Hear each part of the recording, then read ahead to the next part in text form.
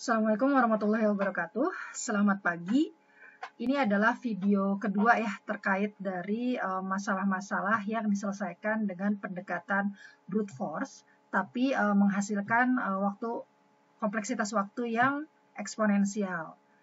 Masalah kedua ini adalah masalah partisi, gitu ya. Apa itu masalah partisi? Jadi misalnya kita diberikan n buah bilangan bulat positif. Nah, kemudian kita diminta untuk membagi menjadi dua himpunan bagian yang saling lepas gitu ya, disjoint, sehingga setiap bagian itu mempunyai jumlah nilai yang sama gitu ya. Jadi misal gitu ya, oh ini ada nih contohnya nih ya, 3 berarti saya punya himpunan isinya, saya ganti pen dulu. Misalnya 3, 8, kemudian 4, 6, 1, 2 gitu kan ya. Nah, bagaimana caranya kita membagi dua himpunan ini sedemikian rupa sehingga hasil penjumlahannya sama gitu. Jadi ini harus dibagi menjadi dua buah himpunan yang lepas satu sama lain gitu ya. Berarti kalau di dalam kasus ini adalah 381 dan 462 gitu. Ini kan kalau dijumlahkan kan jadinya sama ya, 8, 9, 10 berapa? 12. Kemudian kalau ini juga 6 tambah 4 kan 10, 12 gitu. Nah, jadi jumlahnya sama gitu. Nah, gimana caranya? Nah, seperti biasa kalau pakai pendekatan brute force sebenarnya ya mudah gitu ya. Caranya sama tuh listnya, kita algoritmanya tuh satu. Melis semua kemungkinan solusi gitu ya. Jadi list semua kandidat atau kemungkinan solusi. Kandidat solusi. Dan ini nih cukup mudah gitu karena tinggal udah bikin aja dua himpunan, cobain yang ini nggak ada isinya, yang ini semuanya, terus yang ini ada isinya satu, yang ini sisanya, yang ini 2, yang ini sisanya misalnya, dan seterusnya. Nanti kita lihat. Nah, kemudian yang kedua itu adalah kita kita evaluasi kan ya, kita lihat apakah memang benar gitu loh, yang pertama sama yang keduanya itu menghasilkan jumlah yang sama gitulah kira-kira ya. Evaluate semua kandidat solusi sama persis ya, jadi ya algoritmanya sebenarnya. Kemudian yang terakhir adalah kita mengembalikan best solution tadi ya, yaitu solusi yang kalau ini best solutionnya bukan minimal atau maksimal ya, tapi lebih ke memang benar gitu, yang himpunan ke-1 dengan himpunan kedua itu hasil penjumlahannya adalah sama. Oke. Nah, seperti biasa sama seperti yang sebelumnya, bagaimana caranya kita menghitung time complexity-nya kan ya? Apakah benar memang eksponensial nih kalau pakai brute force gitu. Gimana sih caranya melist semua kandidat solusi gitu ya? Nah, ini kan sebenarnya persoalan persoalan subset ya. Jadi persoalan subset tuh mudah-mudahan masih ingat, itu artinya saya kan kalau ini ya, kalau kalian lihat ini kan sebenarnya subset dari ini gitu ya kan, ini juga kan subset dari ini gitu, himpunan yang besar gitu ya. Jadi kita bisa mencontek gitu ya problem-problem subset yang sebelum-sebelumnya gitu ya. Oke, jadi kira-kira gimana? Misalnya ini ada angka ya, ada 38, saya pakai contoh aja dulu ya, 38, 4, 6, 1, 2 gitu. Nah, ini kan saya bisa pakai kalau yang misalnya knapsack ya, yang subset itu saya bisa pakai 0 itu artinya tidak diambil, 1 itu artinya diambil. Kan gitu ya. Kalau ini kan semuanya harus diambil sebenarnya, kan berarti 1 semua dong. Oke, ini semuanya harus diambil, tapi kan ada yang kiri, ada yang kanan gitu, atau ada yang ini, ada yang himpunan ke-1 sama himpunan kedua gitu. Nah, kan juga biner tuh ya, cuma 2 kan ya. Maka saya akan ganti, misalnya kalau himpunan ke-1, misalnya saya buat dia itu 0 misalnya tandanya. Kita beri, jadi kalau misalnya di sini 0 itu bukan merepresentasikan dia tidak diambil, tapi merepresentasikan dia itu berada di set ke-1 misalnya. Kemudian kita kasih 1, itu yang artinya bahwa bilangan-bilangan ini berada pada set yang kedua, atau mungkin saya dikasihnya A sama B lah ya, biar nggak pusing kalau sama-sama angka jadi rancu gitu ya. Ini misalnya ini set A sama set B, ini set yang semestanya ya, yang semuanya gitu ya. di mana A itu subset dari S dan B itu adalah subset dari S gitu ya. Jadi saya mau bilang nih bahwa angka 0 kalau di knapsack itu artinya barang yang tidak diambil, kalau di sini artinya itu adalah bagian dari himpunan A. Sementara kalau 1 itu berarti himpunan dari yang B, misalnya gitu ya. Oke. Nah sekarang kan yang pertama waktu kita knapsack kan gini ya, startnya kan dari 0 gitu ya. Nah ini artinya apa? Berarti ini artinya semua bilangan ini akan masuk ke himpunan A gitu. Jadi ini kalau misalnya saya ada A sama B, ini si A-nya berarti 3, 8, 4, 6, 12, 1, 2 gitu ya. Himpunan B-nya kosong gitu. Kan nggak ada yang 1 tuh. Nah berarti nanti kan setelah kita melis semuanya, nanti kan kita evaluasi ya. Kita evaluasi nih kalau 3 tambah 8 tambah 4 tambah 6 tambah 1 tambah 2, itu sama nggak dengan himpunan kosong? Kan enggak kan ya, berarti itu tidak akan menjadi, kita tidak akan return sebagai solusi. Nah selanjutnya apa? Nah seperti biasa saya paling enak tuh ini ya, ini dari belakang gitu ya. Ini 0, 0, salah kan. 1, 1, yang ini 0, 0, 0, yang ini juga sama ya, nih banyak nih ya. Nah gitu. Terus berarti ini sama nih, masih 0, 1, 0, 1. Saya seininya aja, segini aja ya saya bukanya. Terus yang ininya 1, 1, 1, 1 gitu kan ya, 0, 0, 0, 0. Ini juga masih sama nih, 0, 0 semua. Kira-kira seperti itu sampai ke bawah gitu. Nah, kalau kalian masih ingat, ini jadinya berapa kemungkinan, atau ini kan baris ini kan solusi kandidat solusi 1, kandidat solusi 2, kandidat solusi 3, kandidat solusi 4, 5, 6, 7, 8 dan seterusnya. Nah, sampai berapa nih akhirnya? Mulainya dari 1, terakhirnya berapa? Nah, ini kan udah tahu ya. Jadi kemungkinannya kalau saya ngelis semua ini dari 1, 2, 3, 4, 5, 6 buah bilangan itu adalah 2 pangkat 6 gitu. Atau karena 6 ini adalah jumlah bilangan ini kan jumlah data, maka saya bisa mengeneralisasinya bahwa bagian 1 ini time complexity-nya atau ongkos yang dibutuhkan itu adalah sebanyak 2 pangkat n gitu ya. Nah, sebenarnya gitu ya, atau nanti dulu lah ya. Saya ini pokoknya begitu aja dulu. 2 pangkat n gitu ya, ada 2 pangkat n kemungkinan. Nah, kemudian saya harus melakukan evaluasi kan. Jadi sama seperti yang video pertama, setiap langkah ini, solusi ini saya akan membuat evaluasi. Gimana caranya? Ya tadi caranya adalah dengan menjumlahkan ini, yang satu grup ini dengan set yang lain gitu. Jadi misalnya kalau ada kasus yang inilah, yang ini nih ya, solusi yang ini kan artinya si himpunan A-nya itu isinya kan berarti 3, 8, 4, 6. Himpunan B-nya itu isinya yang satu-satu ini kan 1 sama 2 gitu. Nah kan dicek nih, oh masih tidak sama dengan gitu. Berarti ini bukan solusi gitu ya, dicoret yang bukan solusi.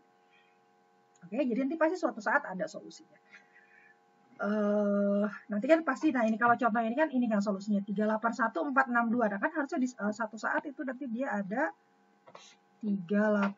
Berarti 381 misalnya ini 0 0, berarti ini 1 1 0 1 gitu. Nanti kan ada nih pasti di solusi ini. Ya. Gimana ini sama ininya sama gitu hasil penjumlahannya. Oke. Nah, ketika saya menghitung jumlah ini dijumlahkan dengan ini, dijumlahkan dengan ini, dijumlahkan dengan ini, kemudian ini dijumlahkan dengan ini, ya sebenarnya sama aja saya menjumlahkan sebanyak si jumlah datanya kan ya. Berarti ini 2 pangkat n, yang ini berarti evaluate-nya n kali gitu. Nah, menghasilkan base solution-nya, ya ini aja kalau bisa udah ketemu ya saya balikin aja langsung. Kalau ini sih saya tinggal balikin langsung aja sih ya. Jadi sebenarnya mengevaluasi nanti kalau misalnya 2 pangkat n kali n ini itu jadi worst case gitu, karena sebenarnya saya bisa berhenti sewaktu-waktu gitu ya, saya bisa berhenti sewaktu-waktu kalau saya sudah menemukan bahwa yang kiri sama yang kanan itu sama ya. Kecuali kalau harus mengembalikan semua solusi yang menghasilkan itu, ya berarti saya terpaksa harus looping sampai ke bawah gitu ya, sampai terakhir. Oke. Nah ini juga sama ya, kalau mau saya tulis sebagai loop ya berarti kan for i mulai dari 1 sampai 2 pangkat n, maka saya akan melakukan evaluasi tadi yang hitung ya. evaluate-nya itu dia membandingkan dan menjumlahkan kemudian membandingkan gitu kan ya. Nah, itu kira-kira n kali. Nah, terus ya n4 gitu ya. Jadi ininya 2 pangkat n, ininya n ya. Kalian bisa pakai yang ini seperti biasa. Terus ininya n gitu ya. Atau ya sebenarnya ini udah bisa ditebak lah ya. Ini jadinya 2n kali n atau n 2 pangkat n gitu. Nah, gitu. Nah, cuma ya, walaupun nanti terakhirnya ini sama aja sih. Ini sebenarnya ya, kalau kalian perhatikan mungkin kita pakai angka yang lebih sedikit ya, biar lebih bisa ditulis, bisa di list gitu ya semuanya, kalau itu tadi kebanyakan. Misalnya nggak berapa ya, misalnya himpunan S-nya misal cuma 3 aja lah ya, misalnya yang gampang aja, misalnya 1, 3 sama 4 gitu. Kayak gitu ya. Berarti kan tadi kemungkinannya ada berapa nih? Tadi katanya melistnya itu ada 2 pangkat n, berarti kan 2 pangkat 3 ya, berarti 8. Itu kan cuma 8 ya, coba.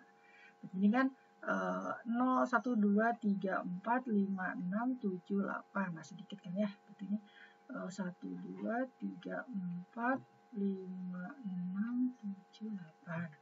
1, 2, 3, 4, 5, 6, 7, 8. Nah, coba kalian perhatikan. Tadi kan katanya 0 itu untuk himpunan A gitu ya. Kemudian 1 itu untuk himpunan B. Nah, coba kalian perhatikan. Ini kan sebenarnya, misalnya yang mana ya? Oke, misalnya yang ini. Ini sama yang terakhir. Itu adalah sebenarnya benda yang ya bisa dibilang sama lah. Kalau 0, 0, 0 ini artinya kan A-nya itu 1, 3, 4 gitu ya. Sementara di himpunan B itu tidak ada. Sementara kalau yang ini A-nya kebalikannya, A-nya himpunan kosong, B-nya adalah 1, 3, 4. Nah, ini kan sebenarnya hal yang sama gitu ya. Jadi memisahkannya sama kan sebenarnya nggak ngaruh gitu mau ditaruh di A atau ditaruh di B, itu kan cuma nama aja. Pokoknya dibagi 2 gitu kan ya. Kemudian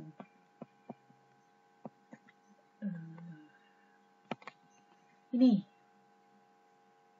001 dengan 110. Nah,